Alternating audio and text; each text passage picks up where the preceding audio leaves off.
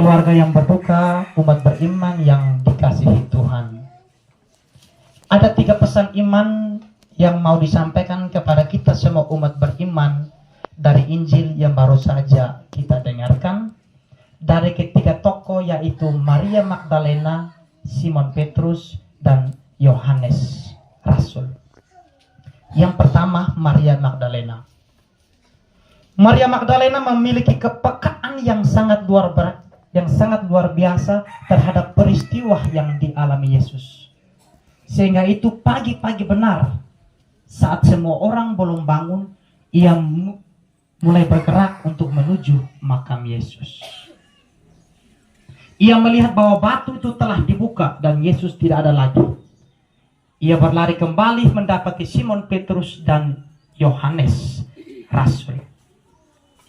Kita semua umat beriman sekalian, kita memang memiliki kepekaan terhadap kekurangan tetangga kita, kekurangan saudara-saudari kita. Memang itu sifatnya sosialnya seorang manusia.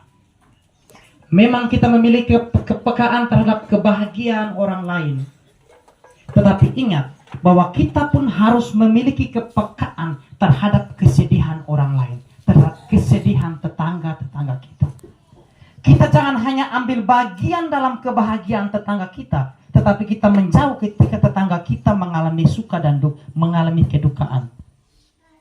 Maria Magdalena pun sama.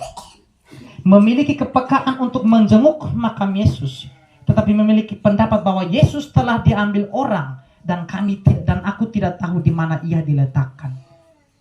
Demikian juga dalam hidup kita yang tadi saya katakan. Kita memang memiliki kepekaan terhadap tetangga kita, tetapi ingat, kepekaan terhadap kesedihan tetangga kita harus ada di dalam diri kita. Jadi kita tidak hadir karena tetangga kita ada pesta, ada minum-minum. Tetapi saat tetangga kita sedih, tetangga kita berduka, kita pun harus turut hadir di dalamnya. Yang kedua, Petrus. Simon Petrus ketika mendengar kabar dari Maria Magdalena, ia berlari begitu cepat. Ketika sampai di kubur, ia langsung masuk ke dalam. Tetapi hal yang masih kurang dari Simon Petrus adalah ia tidak memiliki keputusan apa-apa. Apakah Yesus ini sudah bangkit? Apakah Yesus ini dicuri orang? Dia diam 1000 bahasa. Ada pesan iman yang mau disampaikan kepada kita dalam kehidupan kita sehari-hari. Kita dituntut untuk memiliki kepekaan terhadap tetangga kita, baik sedih maupun senang. Jangan ketika kita lihat tetangga kita senang, kita cuek. Ketika lihat tetangga kita sedih, kita cuek. Hanya urus diri kita saja. Tidak melihat tetangga kita, apakah tetangga kita membutuhkan bantuan kita, apakah tetangga kita membutuhkan kehadiran kita. Kita tidak peduli apa-apa. Itu Simon Petrus. Yang ketiga, Yohanes Rasul. Ia melihatnya dan percaya. Ia percaya bahwa Yesus yang telah wafat dan telah dikuburkan memang telah bangkit. Tidak persoalan lain. Ia melihat dan percaya. Pesan iman yang mau disampaikan kepada kita dalam kehidupan sosial kita. Kita semua harus seperti Yohanes Rasul. Ketika melihat tetangga kita senang, kita ambil bagian di dalamnya. Ketika melihat tetangga kita susah, kita harus turut ambil bagian di dalamnya. Iman seperti ini yang mampu mengalahkan apa yang kelihatan. Yohanes Pembaptis walaupun tidak melihat apakah Yesus telah bangkit, tapi dia percaya. Itu 3 pesan iman yang mau disampaikan kepada kita. Dalam konteks kematian yang dialami oleh keluarga ini. Oma, saudari terkasih kita, Rosina Sioknah telah meninggal. Ingat bahwa soalnya kehidupan, soalnya kematian manusia itu adalah sudah melekat sendiri dalam hidup kita. Jadi ketika seorang manusia itu dilahirkan ke dunia ini, dengan sendirinya ia sudah berjanji bahwa pada akhirnya saya akan mati. Jadi jangan takut, kita pun ini tidak perlu takut akan kematian ini. Jadi soalnya hidup manusia, soalnya matinya manusia itu keputusan mutlak di tangan Allah. Tidak ada seorang manusia pun yang bilang, oh dia mati itu karena itu. oh dia mati itu karena orang ini, oh dia mati itu karena sebab ini. Tidak ada. Soalnya hidup manusia itu karena keputusan mutlak Allah. Itu keputusan mutlak Allah. Jadi tidak ada seorang manusia yang mengklaim, oh dia mati itu karena dia mati karena ini. Tidak. Jadi sejak kita dilahirkan ke dunia ini, pada hakikatnya kita sudah berjanji bahwa pada akhirnya saya akan mati. Jadi jangan takut ketika kematian itu mau tiba untuk diri kita. Jangan takut. Karena kita sendiri sudah berjanji pada kematian itu. Tidak ada kehidupan tanpa kematian. Bapak, mama, kakak, adik, saudara-saudariku yang terkasih dalam Kristus. Hari ini kita gembira, mungkin esok itu kita akan sedih berlebihan. Hari ini mungkin kita masih sehat-sehat, esok mungkin kita tidak akan berlebihan. Tidak akan seperti yang kita masih sehat-sehat ini. Hari ini mungkin kita datang melayat Mama Rosina Seuknah. Mungkin esok atau lusa salah satu di antara kita, tetangga kita akan datang melayat kita. Itu pasti. Saudara-saudariku yang dikasihi Tuhan, iman kita mengajarkan bahwa seseorang yang telah meninggal dunia, dia tidak butuh apa-apa dari kita. Dia tidak butuh sup babi, dia tidak butuh daging ayam, dia tidak butuh mie, dia tidak butuh kerupuk. Yang ia butuhkan dari kita yang masih hidup ini adalah doa. Itu yang ia butuhkan. Ingat baik-baik. Iman kita mengajarkan bahwa seseorang yang telah meninggal, jiwanya akan diselamatkan ketika kita yang masih hidup terus mendoakan dia.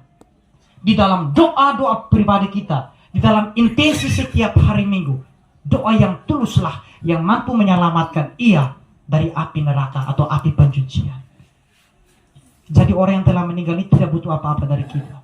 Yang ia butuhkan hanyalah doa, dan doa. Ini satu pesan. Ini realita yang memang telah terjadi di mana-mana. Paling kurang ketika orang yang masih hidup berdampingan dengan kita, apa yang ia butuhkan penuhi. Mungkin dia mau makan daging, kalau ada ayam bunuh.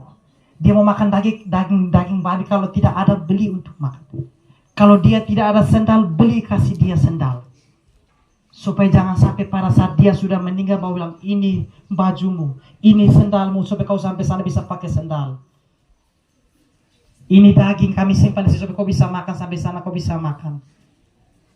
Ini pesan untuk kita semua, siapapun. Ketika orang masih hidup dengan kita, dia butuh apa kita kasih. Kalau ada kita kasih. Dia mau tidak ada sendal, kita beli, kasih pakai sendal. Supaya jangan sampai dia sudah meninggal baru ini sandal baru, ini baju baru, ini kain baru. Ini realitas yang memang telah terjadi. Ketika orang hidup dengan kita, dia susah sekali. Dia mau makan juga setengah mati. Dia mau minum juga setengah mati. Dia kaki ini luka karena tidak pakai sandal. Kita mau beli kasih dia ini setengah mati. Tetapi ketika dia sudah meninggal, segala hal yang baru ada di dalam dia peti. Ini pesan untuk kita semua. Jadi Bapak Mama semua, teruslah kita mendoakan keselamatan kekal untuk Mama Rosina Seuknah, agar Allah mendengarkan doa kita, boleh membebaskan dia dari api penyucian, sehingga pada akhirnya ia boleh menjadi pendoa yang setia bagi kita semua. Dan juga teruslah kita mendoakan, teruslah kita menghibur semua keluarga yang ditinggalkan. Bukan kita omong tambah lain mereka. Teruslah kita mendoakan agar mereka tetap memiliki pengharapan iman untuk terus hidup dan terus berjuang di dunia ini. Semoga Tuhan memberkati kita semua. Amin. Marilah kita bangkit berdiri. Kita akui iman kepercayaan kita dengan bersama-sama berdoa. Aku percaya Pencipta langit dan bumi, kenakan Yesus Kristus, putranya yang tunggal Tuhan kita, yang dikandung dari Roh Kudus, dilahirkan oleh Bapa Maria, disalibkan, wafat dan dimakamkan, yang turun ke tempat penantian pada hari ketiga, bangkit dari antara orang mati, yang naik ke surga, duduk di sebelahan Allah Bapa yang Maha Kuasa, dan setiap akan mengadili orang hidup mati.